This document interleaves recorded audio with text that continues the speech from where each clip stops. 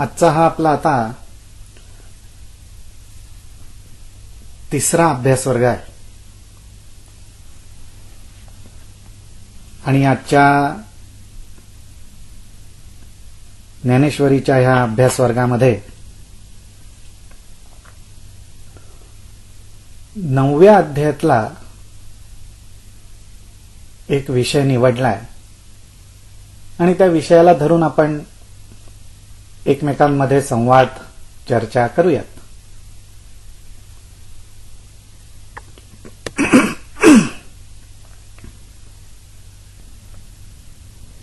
सुरुवातीलाच सांगायचं झालं तर जेव्हा आपण अभ्यास वर्ग असं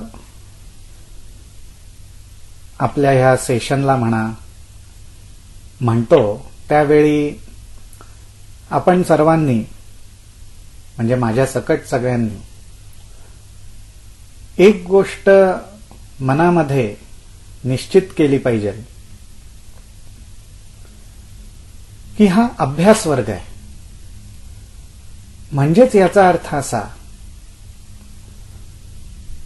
की ह्या वर्गामध्ये जो काही संवाद घडेल, जी काही चर्चा होईल, त्यातले जे काही विचार, जे काही भाव माझ्या मनाला पटतील किंवा काही पटणार नाहीत, काही समजतील, काही समजणार नाहीत, परंतु ह्यातून मुख्य उद्देश हा असा आहे की मला अभ्यास करायचा आहे. ह्या अभ्यास वर्गाला यायचा, तो अटेंड करायचा, उद्देश माझा हाच आहे की मला ज्या गोष्टी समजतील, माझ्यासाठी उपयोगी वाटतील, त्याचा मला किमान पुढच्या अभ्यास वर्गापर्यंत का होईना पण अभ्यास करायचा आहे. अशी आपल्या सर्वांची भूमिका पाहिजे. कारण आज आपण सगळेजण अभ्यास वर्गाला येतो, संवाद आपला चांगला होतो, परंतु खरोखरच विचार केला तर ह्या अभ्यास वर्गाला येण्याच्या मागे बऱ्याच काही गोष्टी घडतात. आपण आपला वेळ, आता सध्या तर उन्हाळ्याचे दिवस, त्या उन्हाळ्याच्या दिवसांमध्ये सुद्धा आपण ड्राईव्ह करत येतो. काही महत्वाची कामं असतील नसतील, पण त्या सगळ्या गोष्टींचं प्लॅनिंग करून जेव्हा आपण हा अभ्यास वर्गाचा आनंद घेतो, त्याच वेळी थोडक्यात आपल्या उद्दिष्टाकडे पण आपलं लक्ष अशा दृष्टीनेच पाहिजे की नुसतं अभ्यास वर्गाला येण्याचं महत्व नाहीये, तर ह्या वर्गाला येऊन अभ्यास काय करायचा आहे, काय करू शकतो, काय माझ्यासाठी आहे, हे समजण्यासाठी जर आपल्याला थोडीफार मदत झाली आणि तो अभ्यास करायचा आपण ठरवलं, प्रयत्न केला आणि करायला लागलो, तर त्याच्यामध्ये खरं अभ्यास वर्गाला येण्याचं सार्थक झालं असं आपल्याला म्हणता येईल.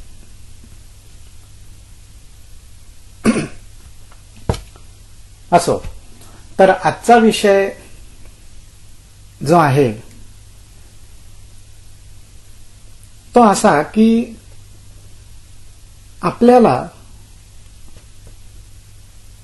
परमेश्वराशी जवळीक कशी साधता येईल, कधी साधता येईल आणि ती साधण्यासाठी काही मार्ग आहे का, काही उपाय आहे का, आणि अशी खरंच साधता येते का आपल्याला. आज अगदी आपल्या सगळ्यांच्या मनात काही वेळा हा प्रश्न येतो जेव्हा आपण वेगवेगळ्या विषयांवर चर्चा करतो, ज्ञानेश्वरी, दासबोध, गाथा भागवत, भगवद्गीता, ध्यानयोग, भक्तियोग, वेगवेगळे पद्धती, वेगवेगळं ज्ञानभांडार, त्याचा विचार करतो, वेगवेगळ्या लोकांची प्रवचनं ऐकतो आणि खरोखरच आपल्या मनाला प्रश्न पडतो की हे सगळं मला ह्या जन्मात शक्य आहे का? मला हे साधेल का? आणि ह्याचीच उत्तरं आपल्याला साक्षात परमेश्वराकडून ह्या 9व्या अध्यायामध्ये आपल्याला मिळतात.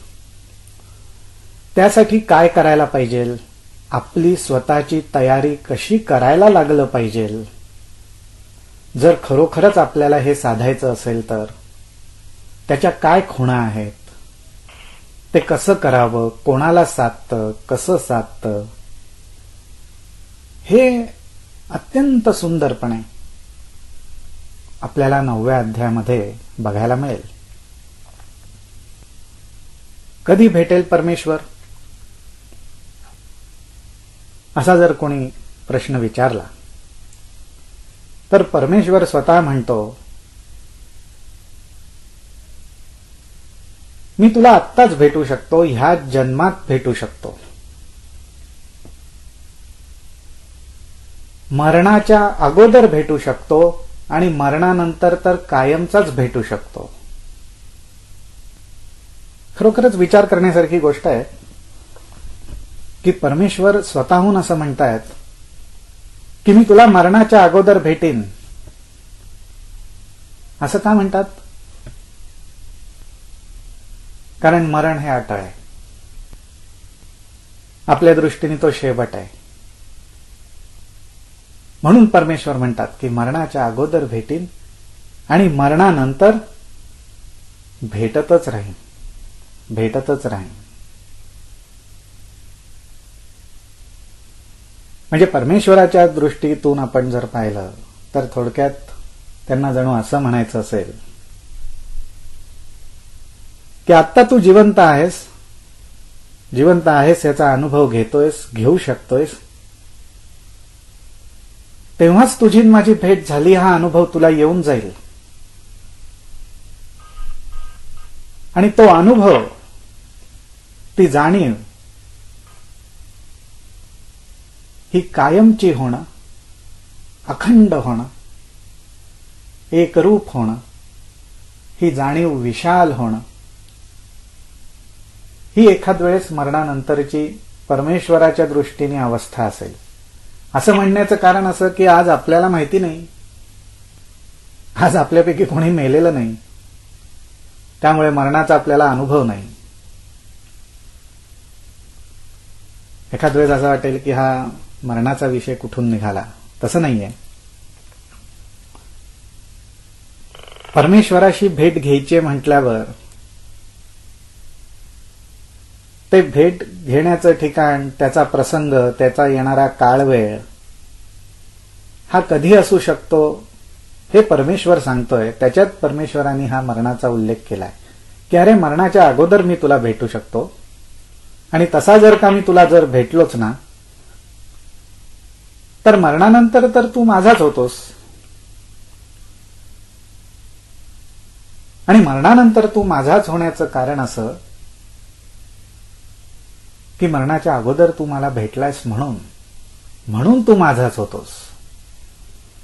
म्हणजे याचा अर्थ असा की आपल्याला जर परमेश्वराला भेटायचं असेल, नक्कीच भेटायचं असेल, तर आपण त्याचं व्यवस्थित नियोजन, व्यवस्थित प्लॅनिंग हे करू शकतो. आणि ते करण्यामध्ये कुठकुठल्या गोष्टींची आवश्यकता आहे हा गायडन्स स्वतः परमेश्वराने आपल्याला ह्या ठिकाणी दिलेला आहे. त्याच्यामध्ये माऊलींनी एक अत्यंत महत्वाचा जो शब्द वापरलाय त्यांच्या ओवीमध्ये, माऊली असं म्हणतात म्हणून मद्याजी जे जाहाले ते माझियाची सायुज्या आले, जिही उपचार मिशे दिधले आपण पे मज. आज हा जो उल्लेख माऊलींनी केलाय, परमेश्वरांनी केलाय, त्याला ते म्हणतात जे मद्याजी झाले, जे माझेच झाले, माझ्यासाठीच झाले, ते माझियाची सायुज्या आले, तेच फक्त माझ्यापाशी आले, त्यांचीच आणि माझी भेट होऊ शकते, बाकी नाही.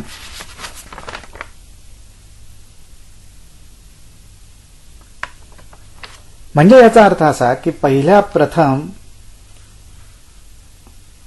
आपल्याला मद्याजी होणं आवश्यक आहे. आता प्रश्न असा पडेल की हे मद्याजी होणं, परमेश्वराचंच होणं, हे कसं काय घडावं, हे कसं काय व्हावं? जिही उपचार मिशे दिधले आपण पेमज. ज्यांनी उपचार पद्धती मिशे आवडीने उपचार करण्याची आवड, जे जे कर्म करण्याची आवड, जे जे कर्म करावंसं वाटतं ते करावंसं वाटण्याच्या मागची आवड. उपचार म्हणजे त्याच्यात अनेक गोष्टी आल्या. आपले दैनंदिन व्यवहार आले, एकमेकांशी बोलणं, वागणं, चालणं, आपलं आपल्याशीच, स्वतःशीच असलेलं वागणं, दुसऱ्याशी असलेलं वागणं, सगळ्या गोष्टी आल्या. त्या सगळ्या उपचारामध्ये आल्या, ज्याला आपण वाटल्यास रिच्युअल्स म्हणू. पण हे सगळं जे आपण करतो त्या करण्यामागची जी आवड आहे, ती त्याची आवड मीच झालो, त्याला मी समजलो, तो माझ्यापाशी आला. आता हे नक्की काय? पहिली गोष्ट म्हणजे परमेश्वराशी जवळीक साधायची आहे का? साधायचीच असेल तर कशासाठी साधायची? काय होईल परमेश्वराशी भेट झाल्यानंतर? भेट होण्यासाठी प्रयत्न केले, परमेश्वरांनी सांगितलेला जो एक ऍक्शन प्लॅन आहे त्याच्यावर विचार केला, त्याप्रमाणे ऍक्शन घ्यायची ठरवलं आणि भेट होणारच, कारण परमेश्वरांनीच दिलेला तो प्लॅन आहे. पण भेट कशासाठी आणि झाल्यावर काय, हा एक विचार करण्यासारखा भाग आहे. दुसरा भाग असा की हा परमेश्वर काय? खरंच परमेश्वराशी भेट होणं आवश्यक आहे का? ठीक आहे, सध्या परमेश्वराशी भेट होणं नको, ठीक आहे, असं आपण मानलं. पण त्या अगोदर परमेश्वर स्वतःबद्दल काय म्हणतो ते जर आपण पाहिलं तर एकदा असं म्हणतो की उपचार मिशे दिधले आपण पे मज. आणि मग लगेच असं म्हणतो, पै अर्जुना माझे ठाई आपण पे विण सौरसू नाही. परंतु अर्जुना, माझ्या ठिकाणी माझ्याशिवाय दुसरं कोणी राहूच शकत नाही. म्हणजे आली का पंचायत? परमेश्वरापाशी, परमेश्वराच्या ठिकाणी त्याच्याशिवाय दुसरं कोणी जर राहूच शकत नसेल तर मग आपली परमेश्वराची भेट होणार कशी? मी उपचारे कवणाही ना कळेगा. आणि म्हणूनच उपचारांमुळे मी कोणालाही समजत नाही, कोणालाही भेटू शकत नाही. अनेक जण प्रयत्न करतात, प्रत्येक प्रयत्न, प्रत्येक उपचार, सगळी धडपड एवढ्यासाठीच आहे की माझी अपॉइंटमेंट मिळावी आणि माझ्याशी भेटगाठ व्हावी. अरे पण असं होत नाही. अरे आता आपल्याला असं वाटेल आता परमेश्वराने आपला शब्द फिरवला. आधी तर म्हणतोय उपचार मिशे आपण पे, उपचार मिशे दिधले आपण पे मज, आणि आता म्हणतो मी उपचारे कवणाही ना कळेगा. हा काय प्रकार आहे? तर तो प्रकार असा आहे की आधीच्या ओवीमध्ये एक खूण, खास खूण त्यांनी दाखवलेली आहे, ते म्हणजे मिशे. तू उपचार करत राहा, पण त्या उपचारांविषयी आवड ठेवू नकोस, तर आवड माझ्याविषयी ठेव. आणि माझ्याविषयी आवड ठेवून तुला जे करायचे ते तू कर. म्हणजे कसं करणार? साधी गोष्ट आहे, साधी गोष्ट आहे. आपण घरातलंच उदाहरण जर घेतलं की आज माझ्याकडे माझी मुलगी जेवायला येणार आहे, माझा मुलगा जेवायला येणार आहे, माझा भाऊ जेवायला येणार आहे. हा जो आनंद होतो, हे जे मुलावरचं, मुलीवरचं, भावावरचं जे काही प्रेम असेल, त्या प्रेमाच्या आनंदात, त्या आनंदाच्या आवडीमुळे